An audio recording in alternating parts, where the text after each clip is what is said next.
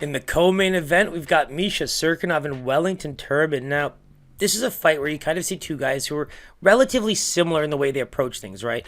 Think about the early issues on the feet. Wellington, we've seen him get finished pretty quickly by Silva and Sanchez. Cirkunov, a lot of those decision-making susceptibilities in the first round have cost him as well, but on the flip side, both guys are very good submission artists. I think that Cirkunov will be the guy that can find some success a bit better early on. I think that Turman does, kind of take time to get used to the fight, get his feet wet, and in the early going, both are very open to some pretty brutal finishes there. And you look at their last fights, right? Both split. You look at the Alvey split win for Turman. You look at the Jutko split loss for Cirkunov.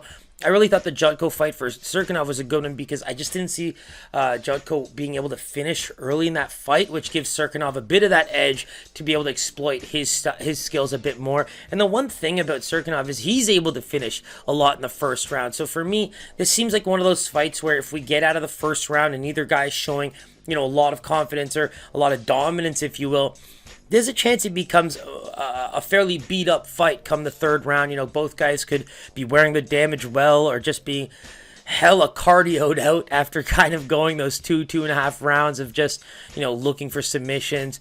Grappling at that weight class can be very grueling, and one of these guys is going to decide to either shoot or get this fight into the clinch areas up against the fence. Whoever makes that mistake first on the feet, whoever feels like they're taking too much damage on the feet, I can see just really making this a grappling match, a grueling, just an in-close type of fight that some people might not enjoy.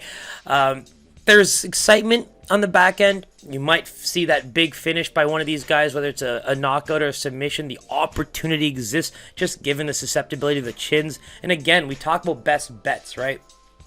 Of any fight on this card, you always have that idea that whatever you think is definitely going under tends to go over. But this is one where the susceptibility of both guys' chins, the success that they have with submissions and how quickly they can scramble for how big they are. It's just the early going could really be that area for either guy, which makes the under or the not go the distance a little tempting. But for me, I really want to see both guys stay competitive. I think that they're on the tail end of just seeing where they're at in the UFC. Those win some, lose some kind of brutally, but then come back and win some. It kind of keeps you in a limbo with the UFC because you kind of win and lose. They can't really cut you unless they feel like it.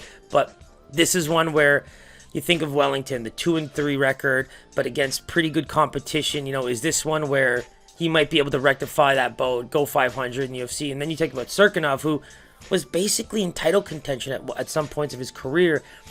I think this is the fight for him to lose. I just think when you consider what he should be able to bring to the table, especially early on in the fight, push forward, look for those big strikes, I think Wellington does take his time to get his feet wet. And in this case, the experience, the skills, there's just a lot more for Cirkunov to go on, in my opinion. And I can really see him using those skills in boxing and working that clinch. He's a powerful guy. And for me, seeing him on top, being able to do some real damage to the ground and pound. Turman's been in a position where just from, guard, ground and pound, we've seen his chin give out on him. So all those little areas where Cirkunov might be able to pull off a big win in the first round, they do exist for him in this fight. And on the flip side, Turman being able to find ways to avoid some big shots early, to not get knocked out or finished in that way, then you start finding ways to roll, start finding ways to grapple, see where you can find your openings, maybe take some back time.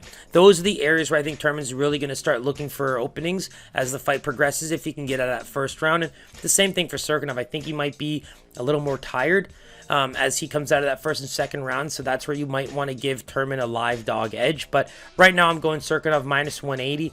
I just think that the experience, past title contention, some of the the looks that he's seen from fighters in the UFC just really does set him up for success in this fight. So let's go Cirkunov minus 180. I think that line makes a lot of sense.